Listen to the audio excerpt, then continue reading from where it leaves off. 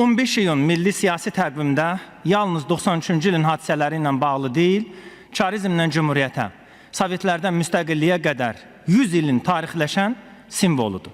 1920-ci ildə Demokratik Respublika süquta uğradı.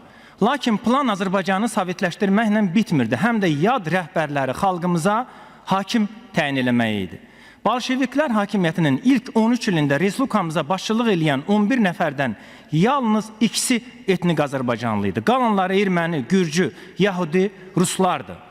26-29-cu illərdə Levon Mirzayan Respublikamıza rəhbər təyin edildi. Daha sonra Rubenov. Torpaqlarımıza iddiası olan bir xalqın nümayəndələrini gətirib bizə başçı qoyurdular.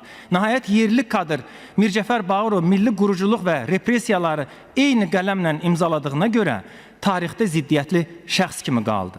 2 əsr boyu Azərbaycana ya çarizmin canişinləri, ya qırmızı komissarlar, ya da Moskvanın adamları başçılıq edirdilər. 69-cu ildə ilk dəfə bir şəxsiyyət həm Azərbaycanın, həm də imperiyanın rəhbəri oldu.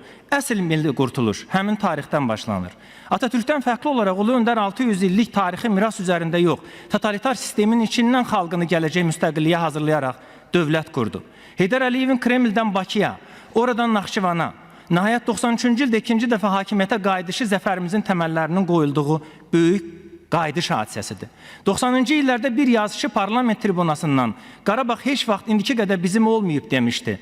Halbuki Qarabağ yalnız indi, təkcə işğaldan yox, həm də milli dövlətçiliyimiz üçün 2 əsrlik minaya çevrilməsinə son qoyulandan sonra həqiqətən də heç vaxt indiki qədər bizim olmayıb.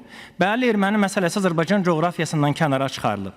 Lakin təkcə azad Qarabağ yox, həm də Azərbaycan heç vaxt indiki qədər Azərbaycanlıların olmayıb. Bakıda, neftdə, torpaqlarda, bayraqda, bir sözlə müstəqil dövlətin sahibi məhz xalqımızdır.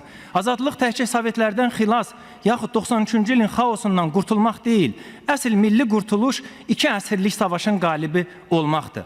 Prezident torpaqlarımızın azadlığından danışanda mənim dövrümdə yetişən vətənpərvər gənclik sözünü qürurla vurğulayır, həqiqətdir.